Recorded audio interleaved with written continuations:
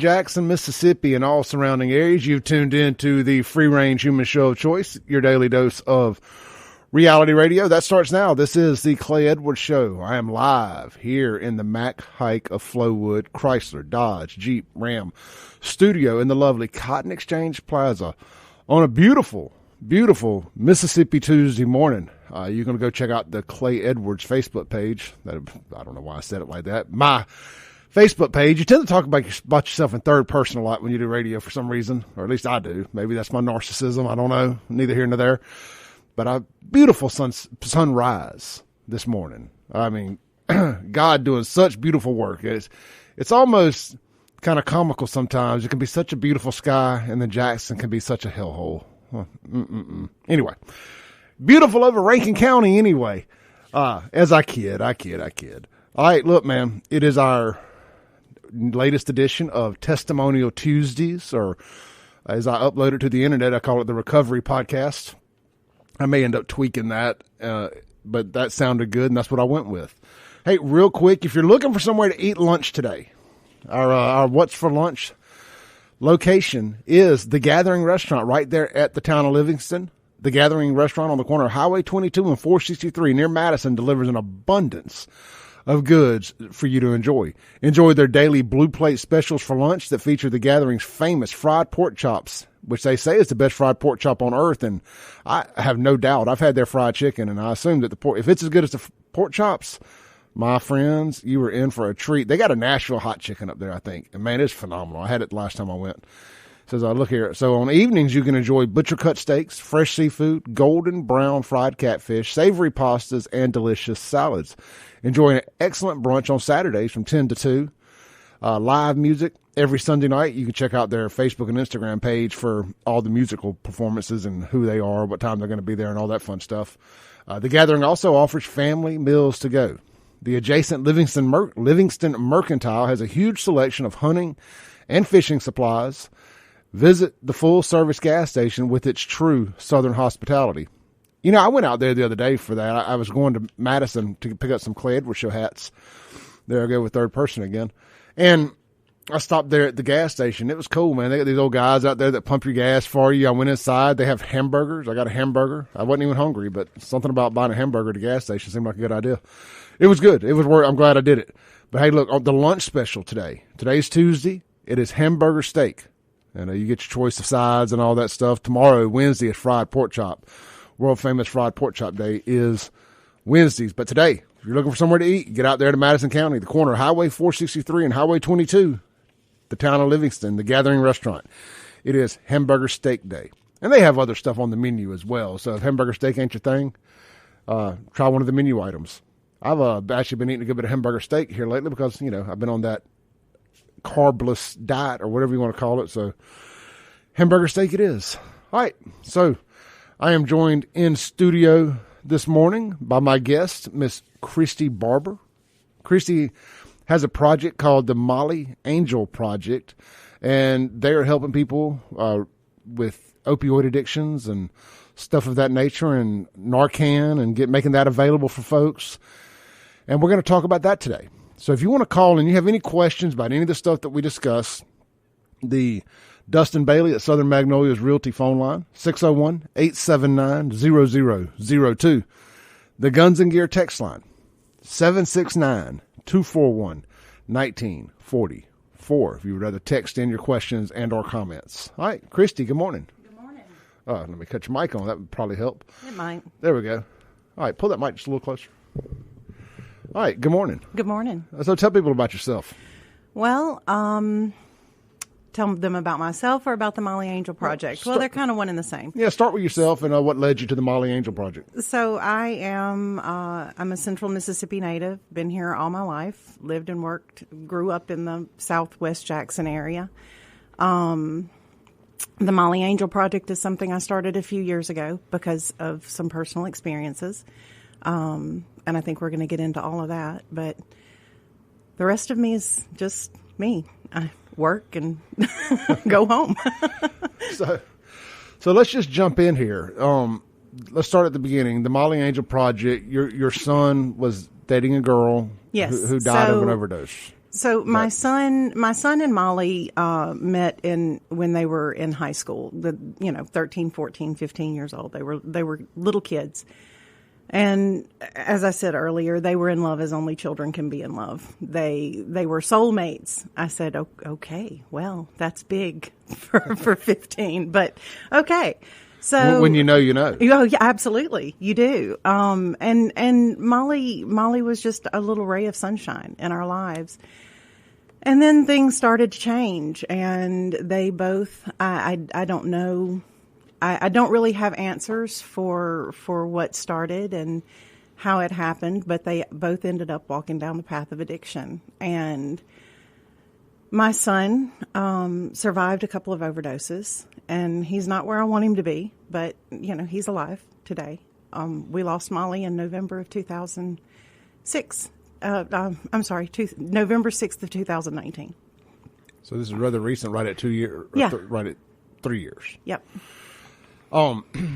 So a drug overdose, right? Drug overdose, yes. What do you think? You say you don't know, so I guess there's no point in asking. How do you think it started? So I've asked that question. Was it a prescription, or was it partying, or? I tell people all the time, we had both had surgery. He had surgery on his hand. I had surgery on my foot. We both got prescriptions. He ended up addicted and I didn't. Do I think it started with that prescription? Not really. I think that I asked him once. I told him, I said, son, I think I'm ready to know. I want to know the truth. I want to know how it started. And his answer was, you really don't. He did tell me that it started, and I'm quoting him here at that fancy little private school that I was paying to put him through. Sure. And so I struggle with this a little bit because I don't ever want to play the blame game. My son is addicted because he made choices. It's no one else's fault. And he knows that. So where did it start it's a really complicated question for me. Did it start from partying? Maybe so. Did it start from that prescription when he had surgery? Maybe so. I don't really know the answer to that question, and that's the one thing that I've always struggled with, I think, the most.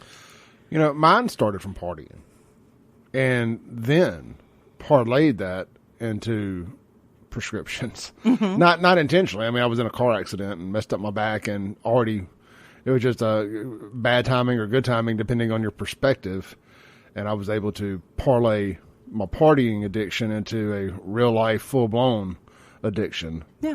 And it was a struggle to stop, but I had a aha moment one day, and admittingly, I never got into intravenous use or heroin or anything like that. But anybody that would tell me a pill was real, I didn't question it. I mean, I could just as easily be dead, but I wasn't. It was tough. My listeners have heard it at nauseum, about it, but. It was tough, and I was talking to my guest last week whose sister-in-law and brother both died right at 2 years apart from getting a bad pill laced with fentanyl, and now he is raising their 3 children. So the fentanyl thing is very real. We're going to talk a lot about that today, and the Narcan, and how to save lives, and what to look for, the whole 9 yards. But I was telling him last week, I said, man, I asked him if he ever had a pain pill before, and he said he had not. And I said, it's like a warm blanket on a cold day. Absolutely. I understand why there's a need for pain medicine for people who need pain management. But that unintended side effect of the way it makes you feel emotionally and mentally is unmatched by any other substance on this earth that I've ever put in my body. And no antidepressant, no Xanax, no Adderall, no amphetamine, no anything can top the way that an opioid makes you feel. And I probably sound like a great opioid salesman up here talking about it, but I promise you do not want to make the mistake if you hadn't already. It is it can be very, it can be very enticing. Well, I guess we'll say. So I'm going to interject here, and I'm going to there was something throughout this journey. I started with a lot of, I was leading the picket, not my kid. We lived in Raymond. that doesn't exist here. That's something you see on the TV. That's like from the 1980s. That's Motley Crue. That's not heroin is not a real thing here. I ate those words.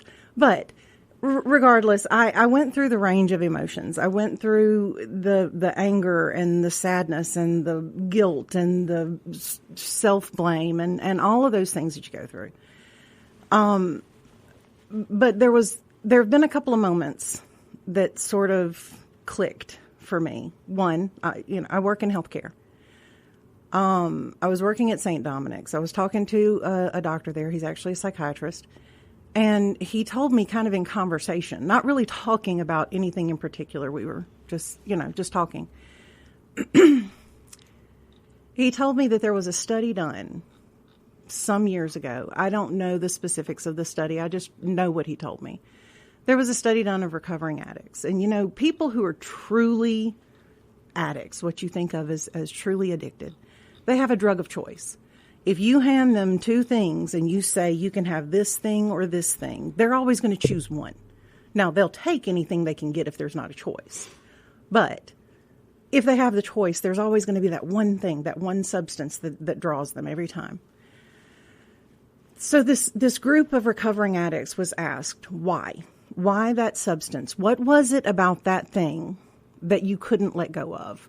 And the overwhelming majority of those people said, because it made them feel normal. For the first time in their lives, they either were quieted in their mind, they were comforted from whatever pain they were feeling, emotional, traumatic, physical, whatever that may be. The inability to focus had kind of laser focused in.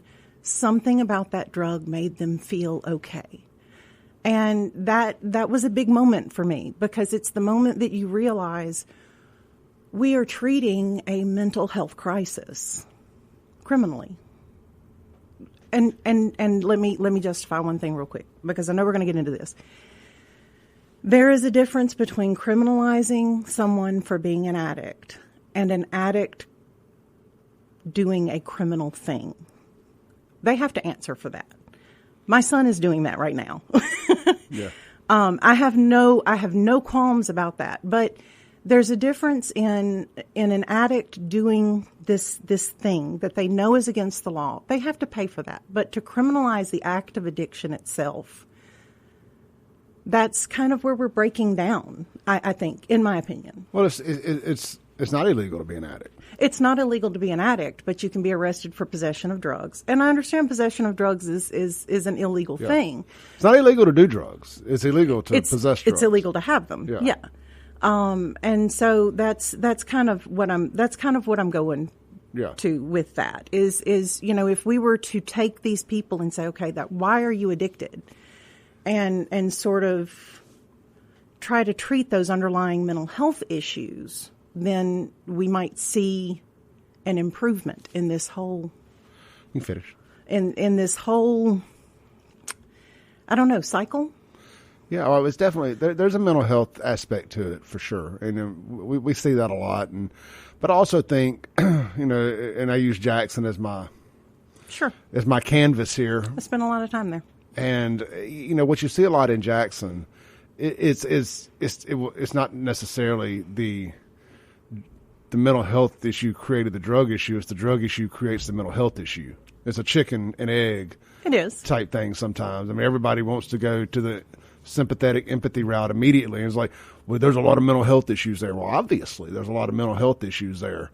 But were they caused by the drug or was the drug caused by the mental health issue?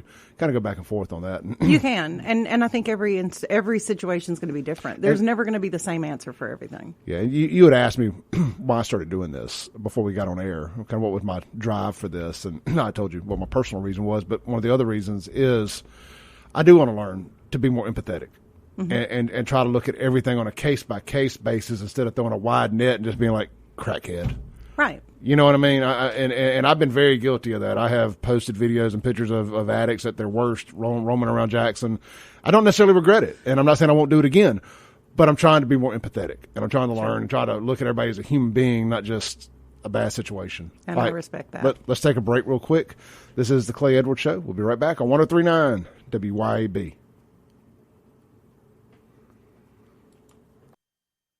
Breaking rules when necessary. Welcome back into the Clay Edwards Show. This segment is going to be brought to you by, let's see here, who have I not talked about yet this week? How about Ellis Autoplex? Man, get out there and see us. We'll be open today and tomorrow. We'll be closed Thursday for Thanksgiving. But if you were in the market for a quality pre-owned vehicle, especially a truck, man, we have turned into little truck city out there on 471 in Rankin County. We also buy vehicles. So if you're in the market to sell your car and you don't feel like dealing with the crazy people on Facebook Marketplace and all that, come by. Let us put an offer on your vehicle. We will write you a check for it on the spot. But, hey, if you're ready to sell it, bring your title with you.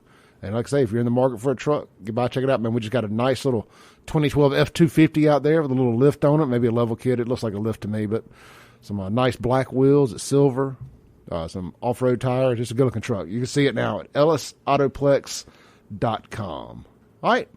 I am joined in studio this morning by Christi Barber. She is with the Molly Angel Project, and we are talking about opioid addiction and her son and his girlfriend's addictions that led her to starting this, and the girlfriend's eventual death from overdose, and kind of where we're at. We left off at the point of mental health and stuff. Yeah. And I want to pick up our conversation from the break, if that's okay. Yeah, that's fine. We were talking about, and you said your point of angst with this is insurance companies. Yeah, that's a big one of it, yeah. All right, so let me ask this, because it's relevant. Okay. Do you believe addiction is a disease? And I have a theory on this, not a right or wrong thing, just a theory. I believe that when you choose to start using a substance, at a certain point, the chemistry in your brain does change. And at that point, it goes from being a choice. You sort of move. And one thing that I've seen in dealing with so many people who have gone through this journey over the years, you move from a point where it's no longer about getting high. That's when it's a choice. You are choosing to get high. And then you wake up one day and you realize you need it not to get sick. And that's sort of that point where it moves from being the choice to get high into this thing that you can't kick because you're sick. Yeah, I know you've heard the term dope sick. Going through those withdrawals, it is a very real and a very, very brutal process.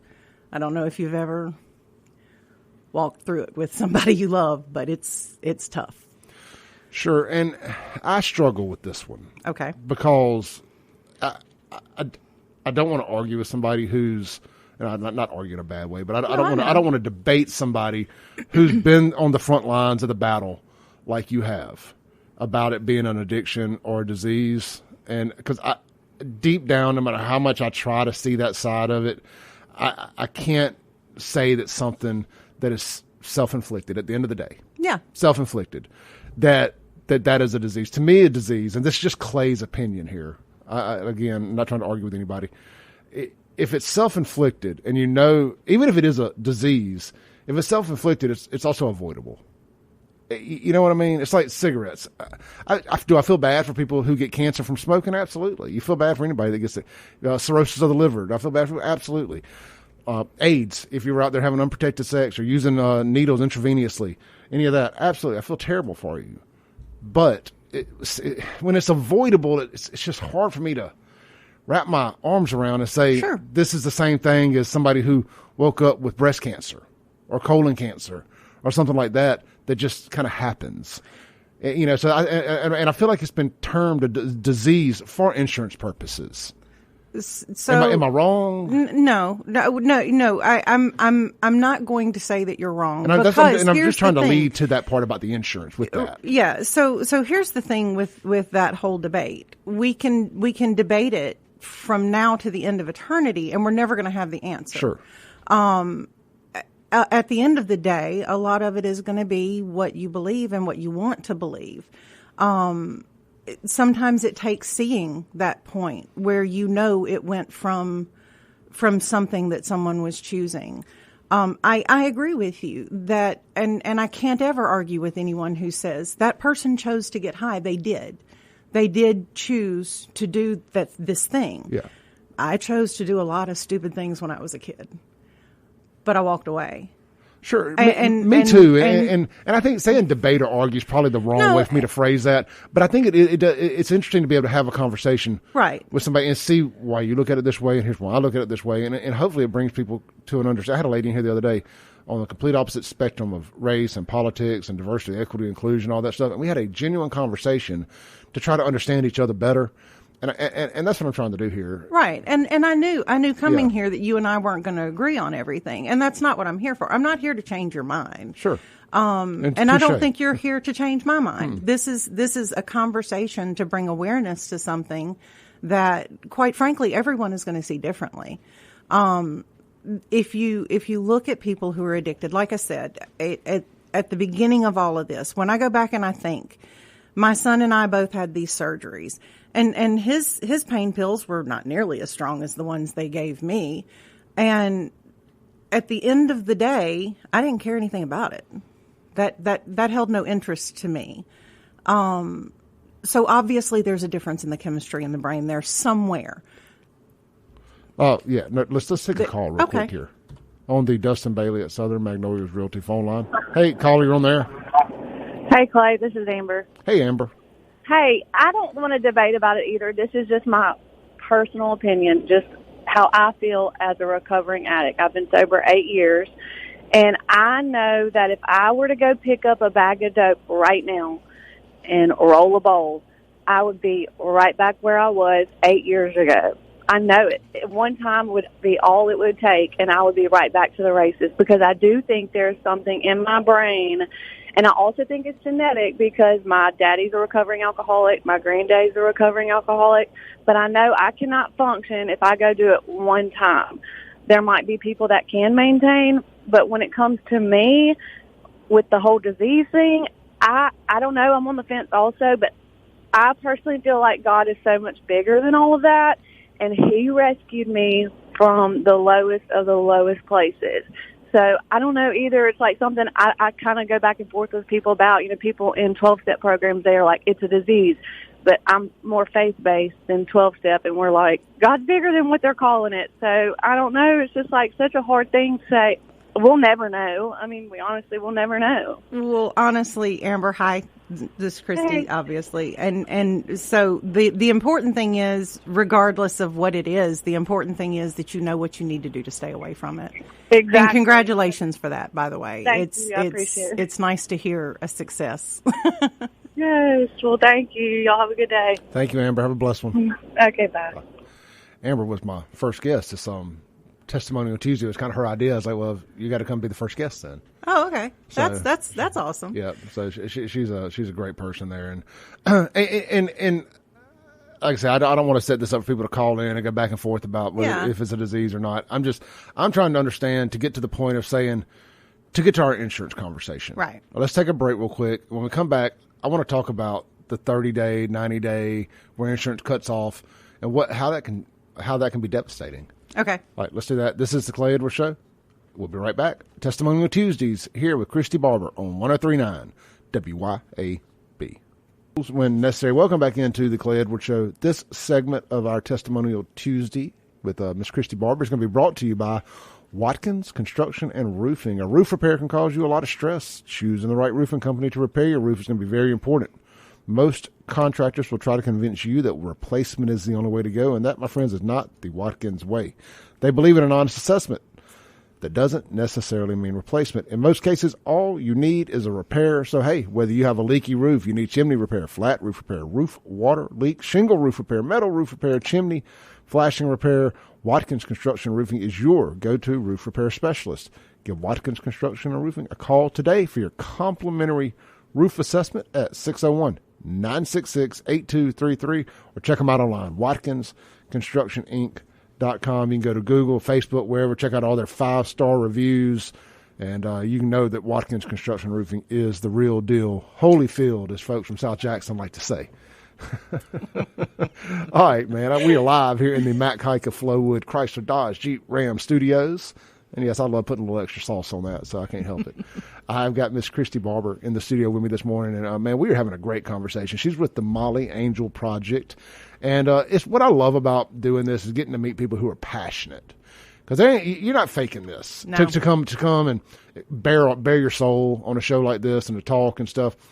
I have so much respect for the passion and for being able to consistently kind of rip the scab off of a sensitive topic. Yep. Because we were talking during one of our breaks that time heals all wounds. It does. And doing what you do, you have to constantly rip the Band-Aid off and talk about this. But doing that gives you the ability to stay passionate. That's right. About doing it. And that's been somewhere that I faulted after I use the word sober loosely because I still drink. I mean, to this day, I still drink. But in my mind, I'm not popping pills or smoking meth. So, hey, I'm good, It's all relative, Clay. I know. But that's the question I ask everybody that comes to the show. I was like, well, people, especially people who are in active recovery, as I ask them, like, what is recovery to you? What can you be recovered from what you were addicted to and still have a drink or so on the weekends? And collectively, the answer is no. So, but I keep waiting for somebody to tell me yes.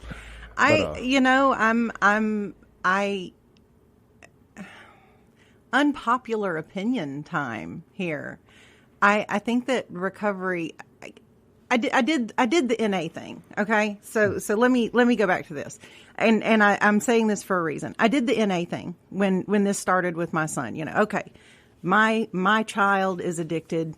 What do I do? Everybody said do NA. NA is the way to go, and there's nothing wrong with that program. It was not for me, and that started that realization of every recovery, every journey, every addiction, every family of an addict. Every single situation is going to be different. Do I think that you can have a drink on the weekends? Okay. I can't find fault in that if you know your limitations and you know what you need to do. Maybe the better question is, what is addiction for everybody? Because in my mind, and again, this is clearly the mind of a psychopath here, getting into Clay Edwards' mind. There's that third person again.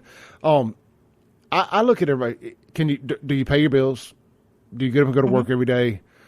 Life is hard as we get older. I was having a conversation at my mom's birthday dinner Sunday with some folks. I said, the older I get, I'm 45 now, and the more I meet people and the more you become an adult and you understand how tough it is and the stresses and the strains and the commitments and the responsibilities. If somebody, what somebody does inside the doors of their home, whatever their vice may be, whatever their kink may be, whatever it is, if that doesn't affect your ability to put a roof over your family's head, food on the table, so on and so forth, who the hell am I to judge? I agree. And as long as you've made it all work for you, but it's when it doesn't work for you and it doesn't work for anybody else and it's overtaking, it's the first thing you do when you wake up is grab the pill bottle or call your dealer or you calls you your job. I mean, we the difference, right? You do, and I think that's where I go back to that moment when you stop doing it for the pleasure of getting high and you start needing it to keep from being sick. That's that kind of transition that I was telling you about. From addiction to disease, right? Is that a light switch for anybody? No, I don't think so. I don't think that it's something that anyone realizes is happening to them. I've known a lot of people who, do whatever they're going to do and have jobs, rent house. My son did at one point in time. It's possible to be, that's what you would refer to as a functioning addict. People do it all the time. There are functioning alcoholics every day. Oh, yeah. You work with them. And that's none of my business.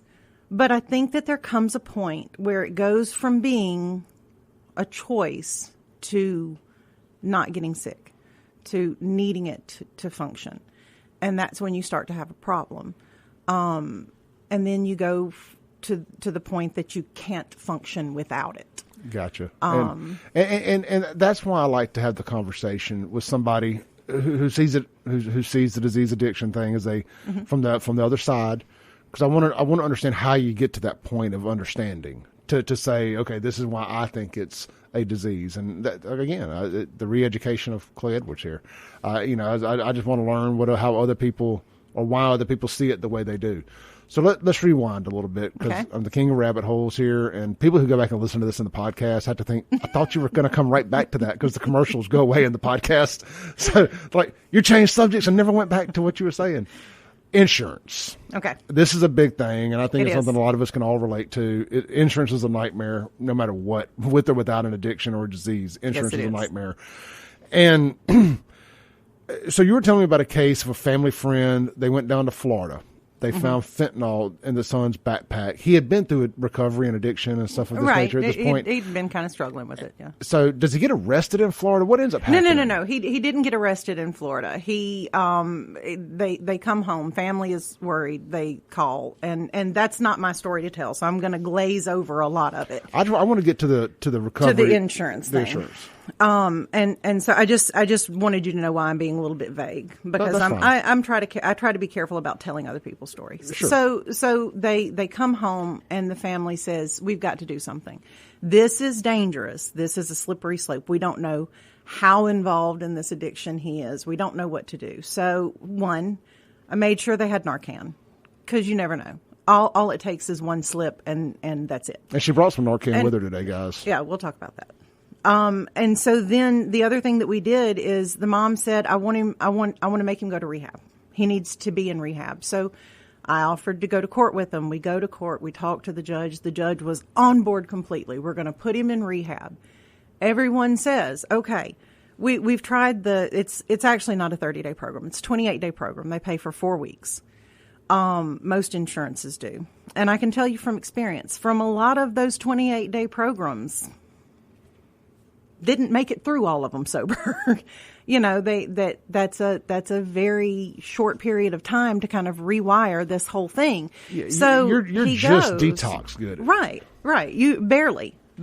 Yeah. And I'll tell you something my son said about that in a minute. But the judge wrote the order for a 90-day program, and after 28 days, the insurance company said, "Oh no, sorry, no, you're all wrong. We're going to let him go."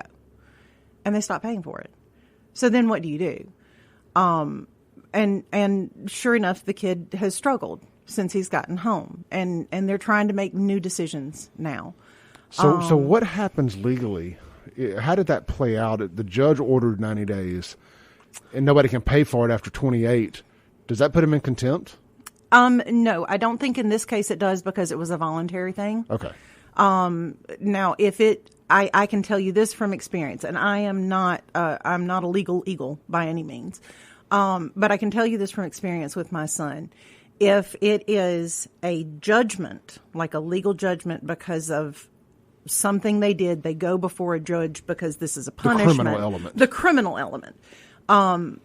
And that is ordered for 90 days. They'll put him in a state program that can't cut him loose after that. That's just the way it is. My son, he was sent to East Mississippi over in Meridian one time. And they did the 28-day program first, immediately failed, and sent him right back. And this time did a 90-day program. And he came home and he stayed sober for a little while. Do I think that forcing someone into rehab is going to work? Honestly, no, I don't. I don't think that there's any way to make someone have that light bulb go off. You don't feel like just if it's long enough that it just pistol whoops them into just not wanting to get high again? I don't think it mentally. Well, I think what it does, and I can tell you this was my son's description of it. He said that first 28 days he had time to sober up and get mad. He got sober and he got mad because he wasn't high anymore, and that's what he wanted to do. So he got out on 28 days and he just went and got high. That's what he wanted. Then you go through a longer program, and then at about 45 days, he starts waking up and realizing that he doesn't feel bad. You know, the worst of the detox was over at 28 days, but he still had that craving. So after about 45 days, he started to feel better. And then after about 60 days, he realized that we weren't all out to get him.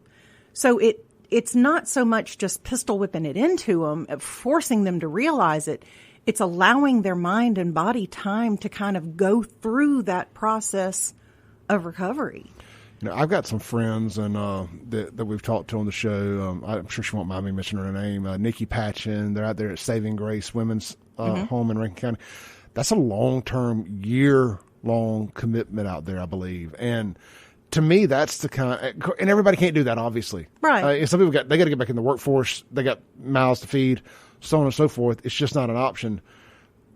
So I don't know. I'm torn on this because I didn't have to go through that. So I don't want to speak outside of my mouth. Right. And try to say here's what I think is right or wrong.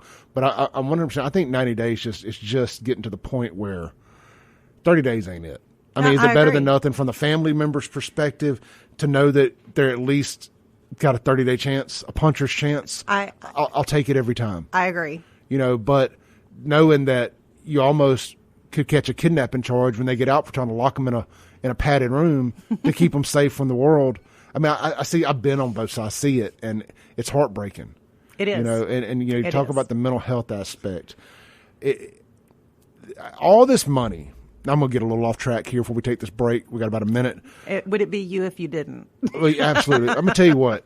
All this damn money that we're sending to somewhere like Ukraine, or this big tax cut we just gave, or not even tax cut, this money we just paid this business to bring all these jobs to Mississippi, and that has not traditionally worked out for Mississippi. I mean, I'm all for economic development. I am all for it. If they're bringing 1,000 jobs, whatever. Man, we've got to invest into our mental health. We do. Situation here in Mississippi. I think anybody could agree with this. And people are, oh, Clay, you're acting like a Democrat. You're acting like a liberal. Brother, we've got a severe mental health issue problem, emergency in America. Crisis, absolutely. And just like we got a border crisis, we have a mental health crisis. We do. And if we don't wrap our arms around it, it's going to get uncontrollable. Let's take a break real quick. We're getting there. Christi, we're on fire this morning. I'm really enjoying this. Me too. This is the Clay Edwards Show. We'll be right back on 103.9 WYAB. Breaking rules when necessary. Welcome back into the Clay Edwards Show. I'm going to save any ad reads for the rest of the show. I want to jump to some of these texts real quick to kind of end the first hour. Okay. And I know we answered Amber off the air, but I think it's going to be a popular question, so let's revisit it. How can people who want to get some Narcan get Narcan as an emergency to help save somebody or potentially themselves? The easiest thing to do, you can either message me through the Facebook page, which is the Molly Angel Project. Yep. There's a purple ribbon. Purple and black ribbon is the awareness ribbon for overdose and addiction. That's the profile picture. You'll find it. And I shared a post from there last night on my personal Facebook. Just search Clay Edwards. It's the profile with me wearing the yellow T-shirt. You can text me at 601-260-1879, or I do have an anonymous number set up through Google Numbers that rings only to my phone if you're don't want me to know, which I get that, and that's okay. I don't need to ask questions. I want this to be an anonymous process if that's what you need to feel safe. So the other number is going to be 769-224-0447. So either one of those numbers, you can reach me directly. No questions. Repeat the numbers. You can text 601-260-1879. or 769-224-0447. All right. When we come back, I've got a laundry list of things I want to talk about. You were a part of making the Good Samaritan Law happen too, right? Small part. I wrote an article. I want to talk about that. Yeah. I want to talk about enabling. I don't want to get into anything that you want to talk about. Okay. This is the Clay Edwards Show. I'm joined in studio this morning by Christi Barber with the Molly Angel Project, and it is our Testimonial Tuesdays live here in the Matt Kike of Flowwood Studios. We'll be right back in 7 minutes. All right, welcome back into the free-range human show of choice, your daily dose of reality radio. It is the Clay Edwards Show. We are live here in the Matt Kike of Flowwood Studios. Sorry, I got that wrong. The Matt Kike Chrysler Dodge Jeep Ram of Flowwood Studios. Got to put that sauce on it.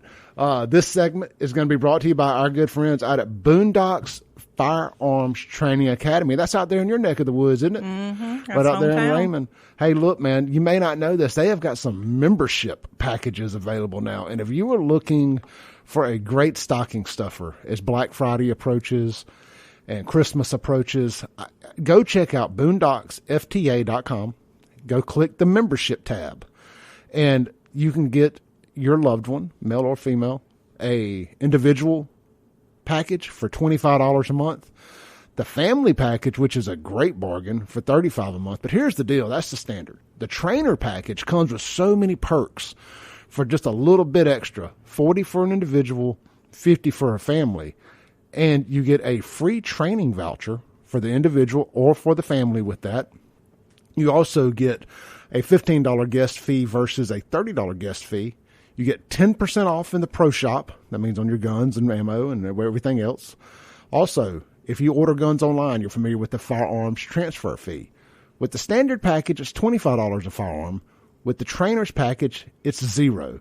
So, man, if you're one of these folks that orders a lot of guns online, this pays for itself. I mean, you're costing them money if you do this enough.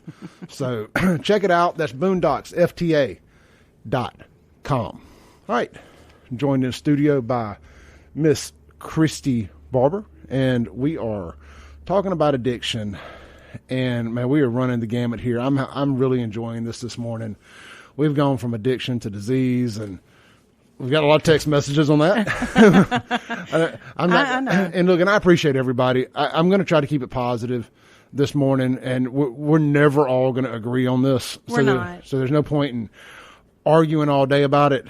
But one of the things we talked about that I think is really important is this enabling thing. Yeah. And there's a family member that I have criticized privately for being an enabler, but as the last year or so has unfolded, and especially after listening to you and starting talking to the show and talking to family members, what the hell are you supposed to do? Yeah. You know, you talked about your son showing up, and I don't want to tell your story, but just to set it up, you talk about your son showing up wanting food, and people are like, no, you got to cut him off. You got to say nothing. I'm not giving you anything. And you're like, I don't want the last words to my son to be, no, I wouldn't give you anything to eat. You want to enlighten folks? So like I was saying, I went through, when this started, I did the NA thing. That's your choice. You go to NA and you learn how to deal with your family member who's addicted. And the answer was always the same: no enabling. Don't feed them. Don't take their phone calls. Don't let them come home. Don't give them money. Don't do this. Don't do any of the things. And I remember telling my husband before we were married, but I remember telling him I can't. He's my only child. The reality is, for a lot of us who, especially in today's day and age, this is different from the 70s when people were smoking and drinking and, out partying and having a good time. These drugs can kill these kids. And a bad trip was the worst. Right. I mean, you ate too many Cheetos. I don't know. Whatever the case was, but now one hit, one moment. One pill can kill. And they're gone. Yeah. And so the reality is, I could lose him any day. And if I lose him tomorrow, can my last words be, I'm not going to feed you. No, you can't come home and sleep in your bed and be home for the night. I can't do that. So I kind of had to find my own path through that. Did you have to go through everybody in your social circle that wasn't going through it telling you what they would do? Absolutely. Well, what I would do, this tough love, this what I would do. And I've been guilty of that. People are listening to this right now talking about, Clay, you do that. I know I do. We all do. And I'm walking through it. I'm talking through it here, trying to see the other side of it. And I'm sure at first you're like, well, that's what I should do. Right. I'm going to try that. And then you realize that ain't working. It's not. It ain't working. I told the story to you. I probably told this story on air. My mom was one of the first female narcotics agent in the state working for MBN. And now she works for another 3-letter drug enforcement agency. And shout out to everybody downtown at the DEA office. I know y'all guys listen. I appreciate it. Whew, thank God I'm on y'all's good side now. But, you know, I told you my mom found out about my addiction in the 90s because I was under investigation from the NBN. And imagine being tied to a drug enforcement agency and find out that your son is under investigation. So as I've gotten older, it's not fun. No, you know, and I've gotten older. I realized the hell I put my parents through. And I remember them taking my bedroom door off the hinges at their house. No, you're not even going to get a bedroom door. My dad did that. And, you know, and I was so mad at the time, but I look back and I'm like, they were trying so hard to save my life. Absolutely. You know, and it's different for everybody. You know, people telling everybody, well, here's what I would do. Here's what I would do. And, man, you don't know until you do. And that people mean well too. So there's a fine line in not telling them you don't know what you would do. Right. Until you have to do it. So one absolute lesson that I have learned is that being confrontational is never going to change anybody's mind. So really, if somebody is trying to tell you something, and honestly, regardless of their presentation of that, they mean well. They want to help, even if their presentation is very upsetting. So getting confrontational back with them is not going to change how they feel about it. You just kind of have to accept that advice and find your own path. I mean, you're not going, there is no one size fits all here. My path worked for me with my son, but we never had to worry about him being aggressive. I hear a lot of times that some of these kids, especially with certain drugs like crystal meth, it makes their behavior a little more aggressive. Oh yeah. And so, especially depending on how long they're actively in, how long have they been awake? Right. Absolutely. And we had an incident one time. My husband has told my son, I'm sorry, I can't let you be alone with her right now, because he was extremely paranoid and he thought that the mailboxes were watching him and people were taking pictures, and he wanted to talk to me, and the only place we could talk safely was in the car. And Mike was like, I'm sorry, I can't let that happen right now. But other than that, he's never been aggressive toward me, but not everyone gets to tell that story. There are people who have that aggressive behavior from their child, and they have to find their own way with that. Does that go back? So your son, opioids was his cocktail of choice. Yes.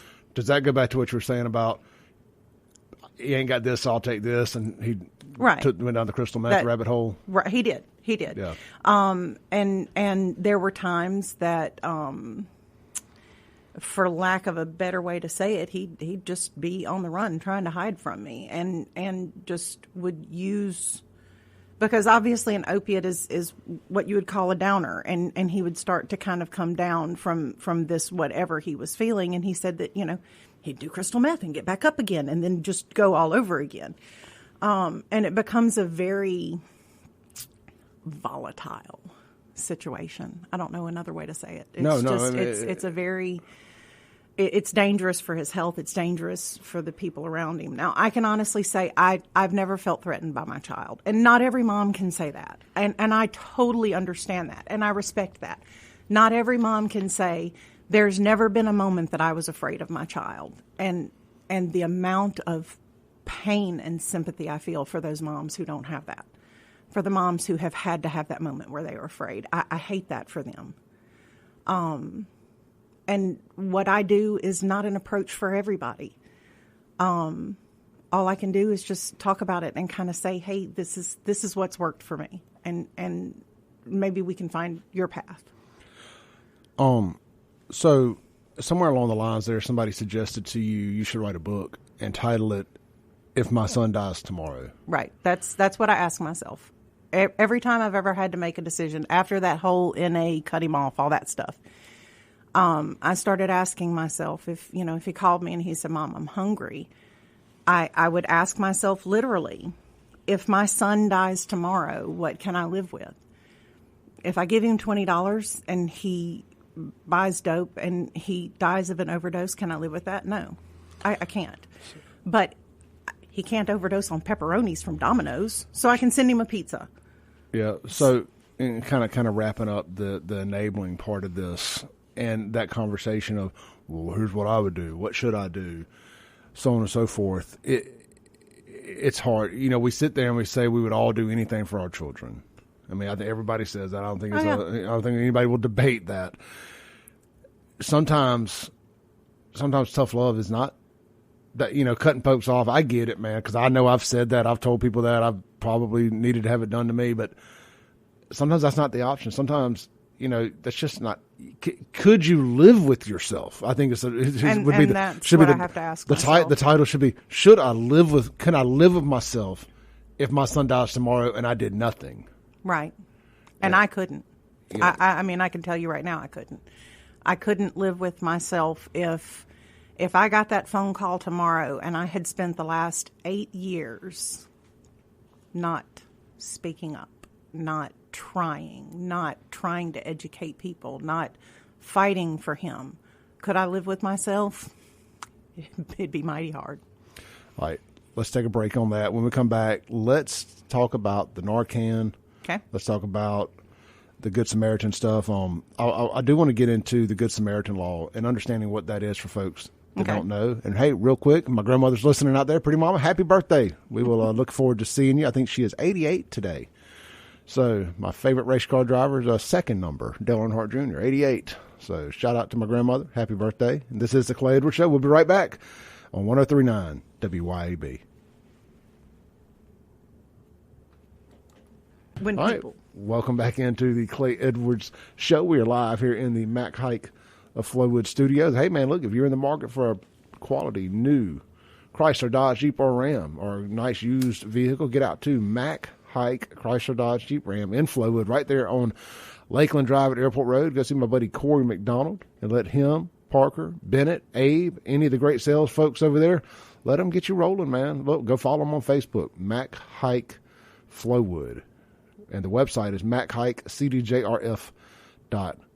All right. I am joined here in the Mac Hike of Flowwood Studios by Miss Christi Barber with the Molly Angel Project. Man, we've been going down some rabbit holes and a bunch of good conversations. Had somebody text in a second ago that says, I'm turning the station off. I don't agree with your guest. And that's fine. I mean, but the point is to try to see the other side of things. And I'm not really sure what the other side of this would be other than people dying. But, so neither here nor there. I respect people's opinions and, try to understand it. We do this because I want people who have a family member possibly that is struggling with this. I want them. Like, I don't think we have a bunch of active addicts getting up at 7 a.m. listening to the show. Maybe. I mean, who knows? And if you are, I hope you get help.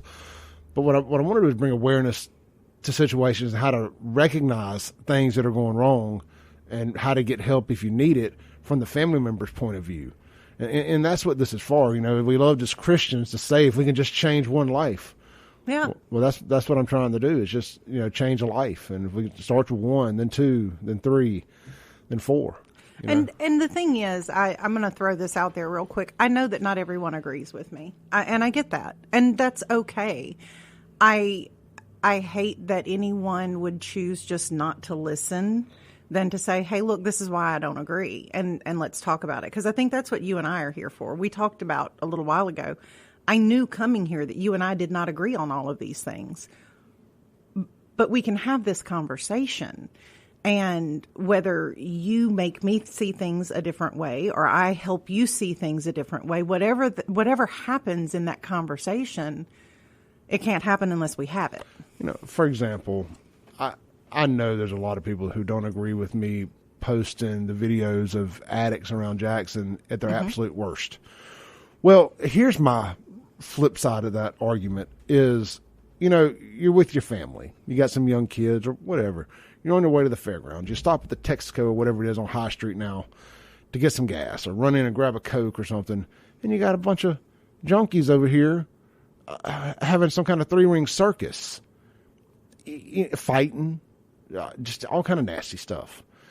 And now you're in a public place and you're exposing people who did not ask to see none of that. It's one thing if you're just sitting on the side of the building, minding your own business. That ain't never the case. I got videos of a guy dry humping a sidewalk. I've got another guy trying to stab a guy half neck. Nobody wants to see that. Now, I guess the flip side would be, well, why are you posting it if nobody wants to see it? Well, I want to make people aware, hey, this is going on down here. You may want to think twice about taking your family down here. It's almost like a warning label. That's what I tell people the Save Jackson page is. It's not about saving Jackson. It's about saving yourself from Jackson. It's the warning label on the side of a dryer, on the side of a hair dryer. Right. Sometimes it's just Captain Obvious stuff. Don't use it in the shower. Exactly. And I don't want people to expose their families to some of this stuff or themselves. I mean, it's ugly, ugly, ugly out there. And sometimes people don't believe that it's real. And I get people all the time that message me. They're like, frankly, I thought you were just being a hater. And I've been having to go to Jackson more for whatever reason.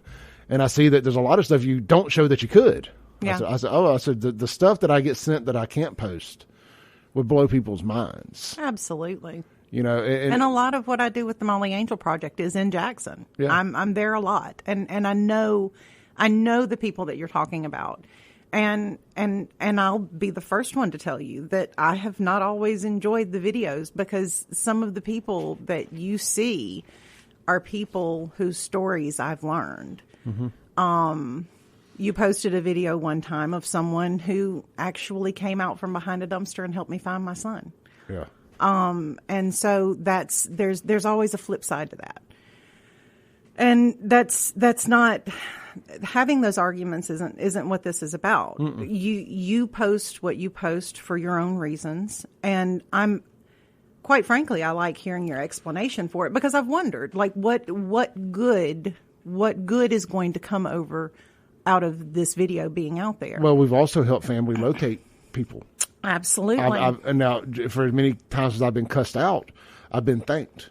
Absolutely. Hey, me too. we didn't know where she was. Right.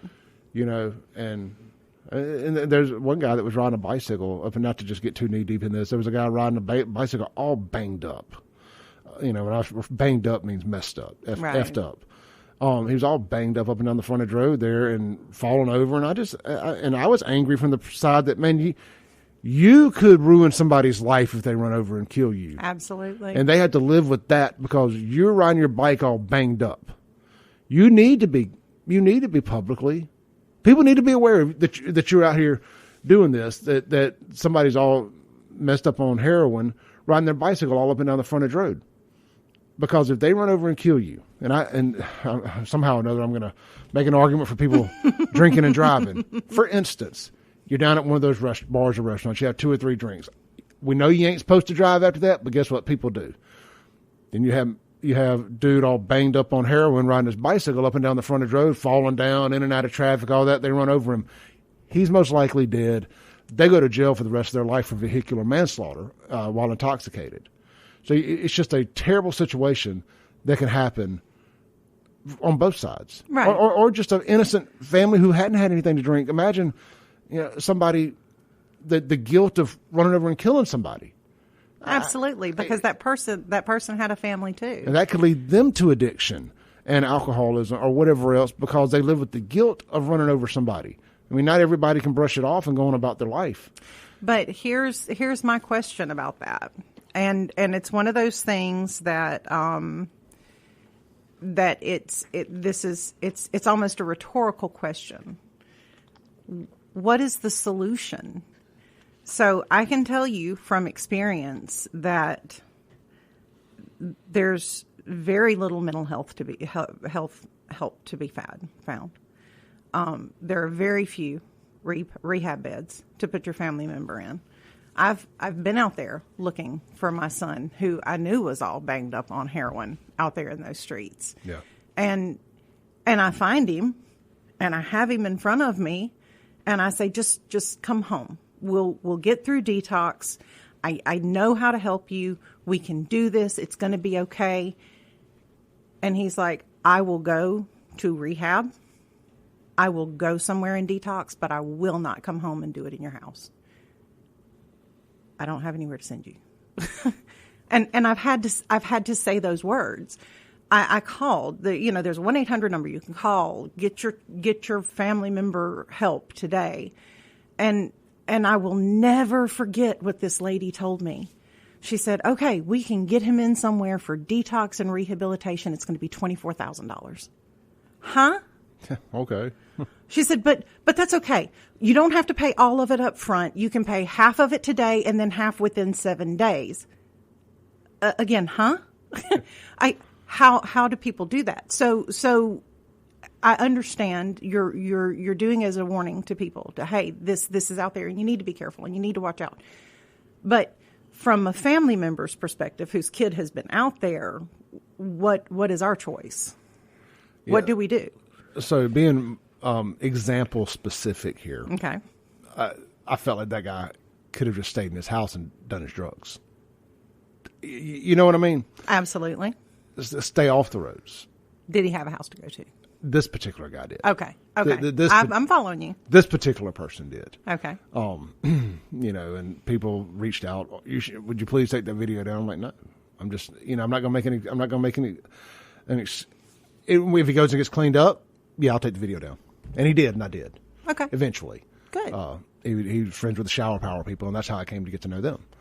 So I did. But if you're just still actively out there and you just don't want people knowing you're out there banged up, well, just don't be out in public.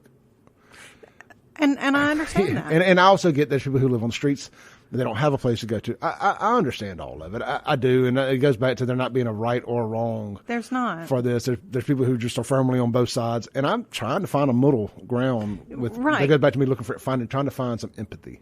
And that's where you have a platform.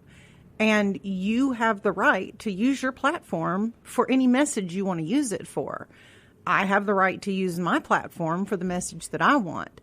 And where you have growth is where you find this middle ground where you, with your platform and me with my platform, we can come together and say, I don't think I agree with everything you have to say, but let's learn. Well, let's learn from each other. We all agree that we don't want people out on the roads messed up. Absolutely. For a lot of reasons. Yeah, for multitude of reasons. You don't want somebody doing the drugs and being out there.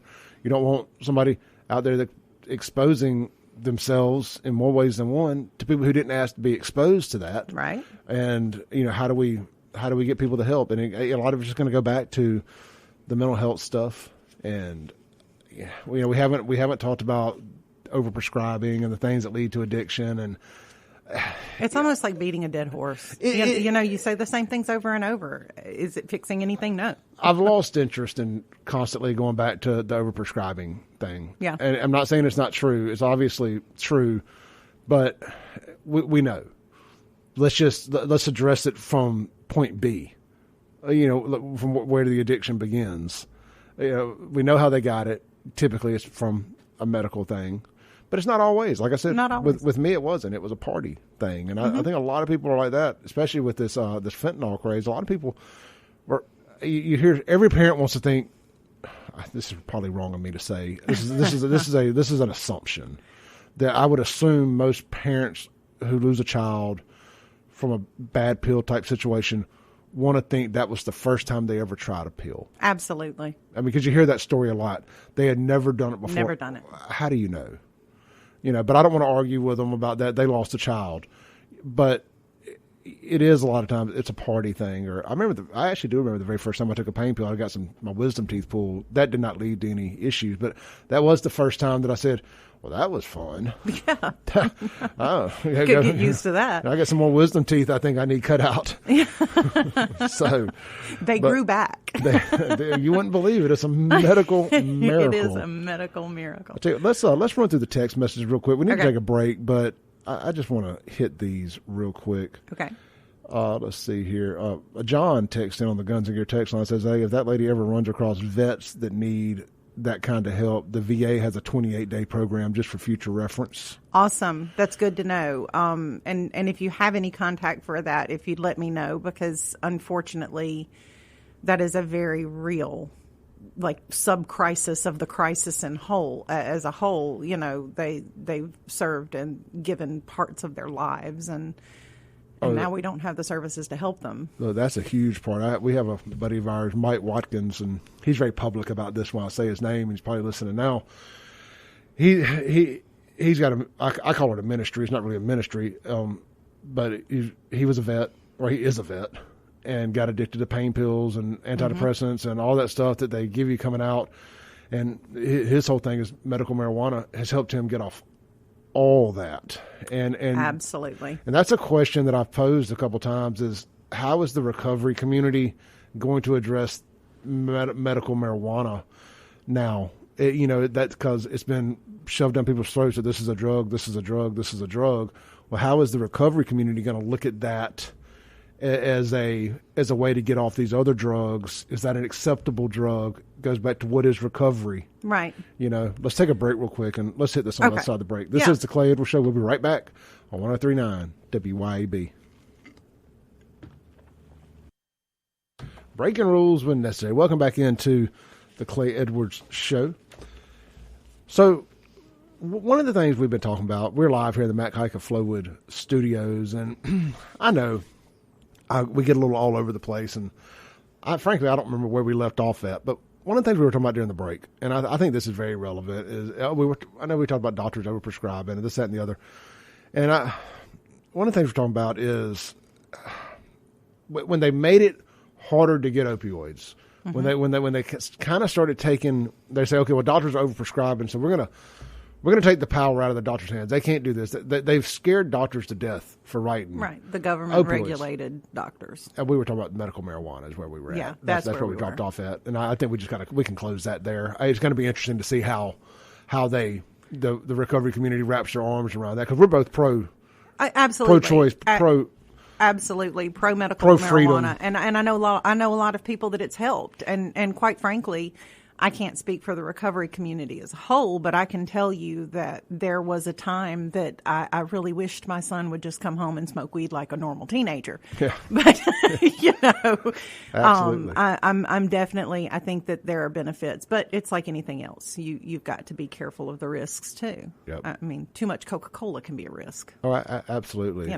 So, fast forwarding to what we were just talking about, you were saying your grandfather was a doctor, and in the 90s, and the big push for OxyContin, and I've watched a documentary on Netflix recently about a guy down in New Orleans or down in Louisiana whose son died from going to a pill mill down there, and this guy went to him. He fought the big companies and all that. It was a really good documentary. I can't remember the name of it, but it just got me to thinking, as bad as that was, is what we're dealing with now. It has to be worse.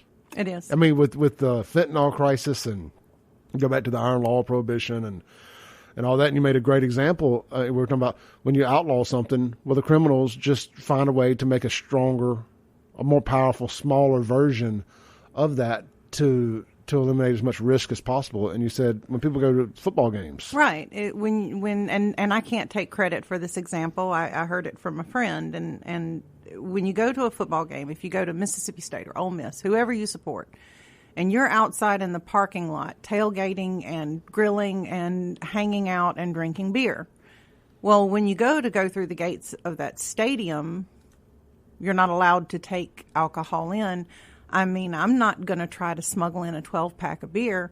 I'm going to take a flask of tequila or whiskey or whatever it is. You condense that into as small a package as possible so you can smuggle it in. Well, I remember going to the Jackson Bandits ice hockey games and fun times. Just sitting out in the parking lot pounding as many beers as possible, because this is before they even sold beer in the Coliseum. Yeah.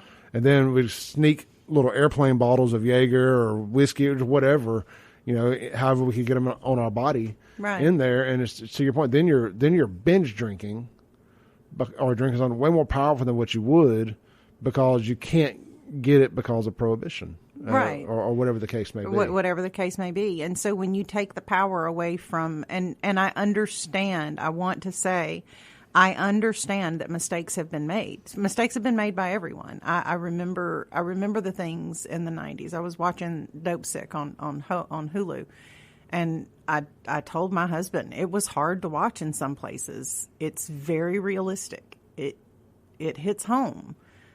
But when you sort of look at the big picture of that, when you stop treating people as patients and you say, okay, you just have to stop. We're just not going to do this anymore.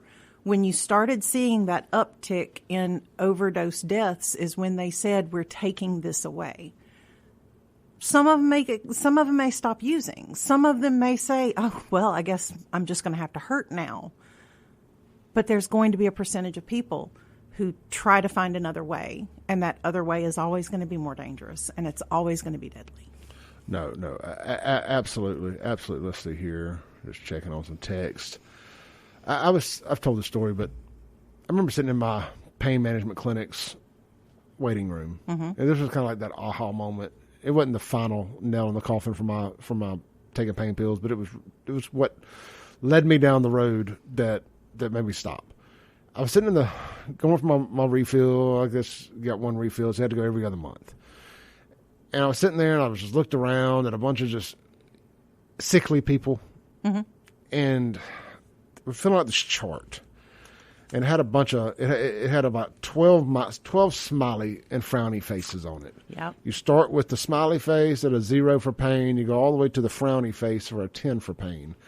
And a bunch of 20 questions or so. And I just remember looking around and saying, I ain't doing this no more. Yeah. This ain't where it's at for me. And I got up and walked out.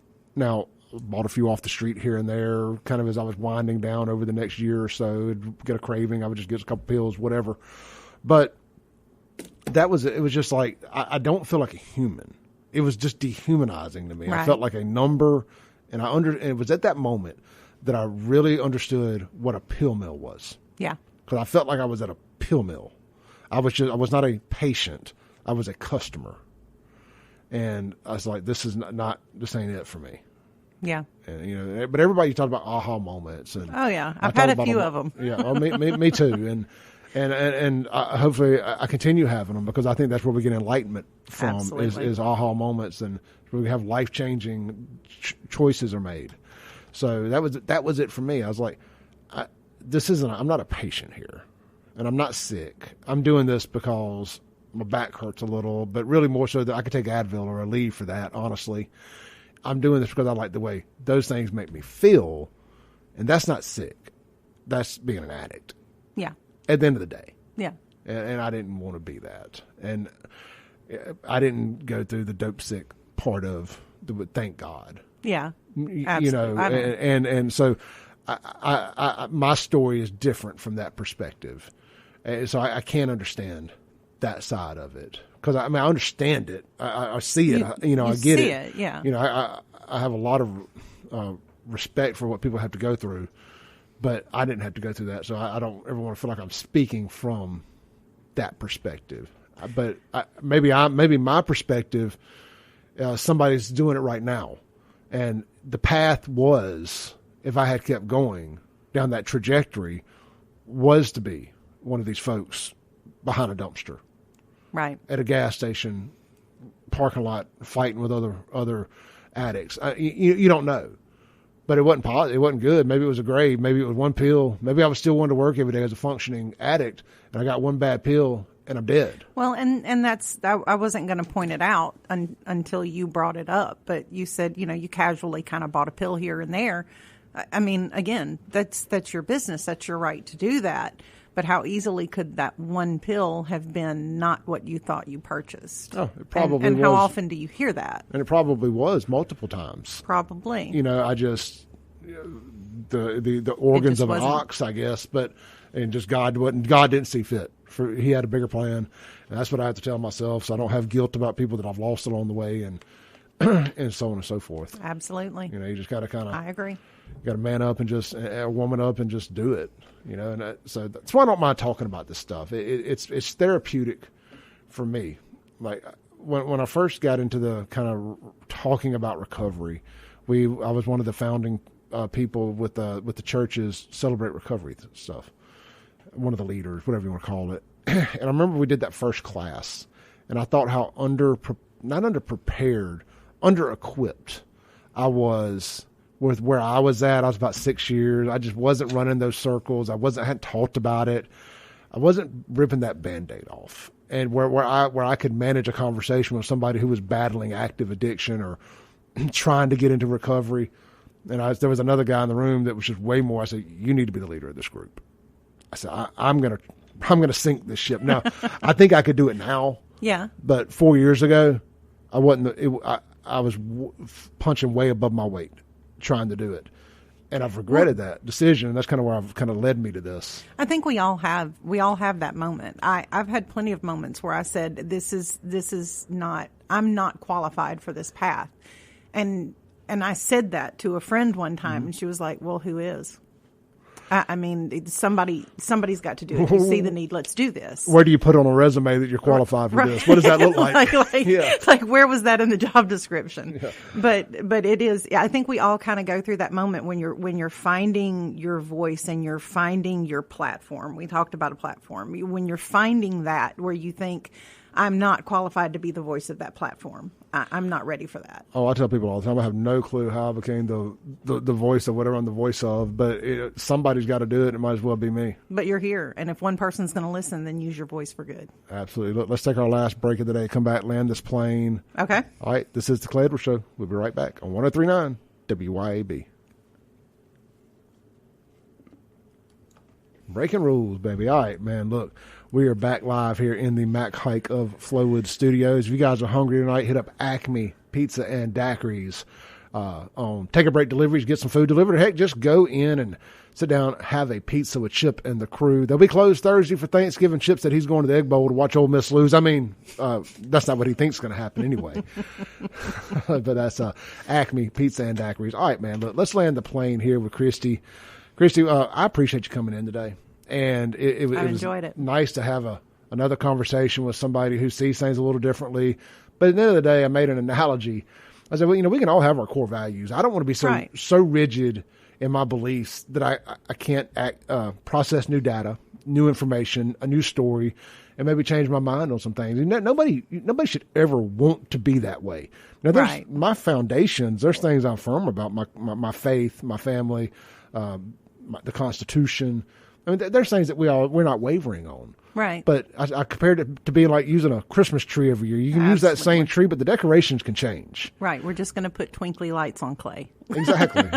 This year we got red decorations instead of white or blue or green or whatever. Look, we got about a minute left. Tell everybody how they can find you again. Okay, so the Molly Angel Project is on Facebook, and it's the profile picture is just a white background with the purple ribbon. It says the Molly Angel Project. My number is 601-260-1879. The anonymous line is 769-224-0447. You can contact me at either one of those numbers or message me through the Molly Angel Facebook page.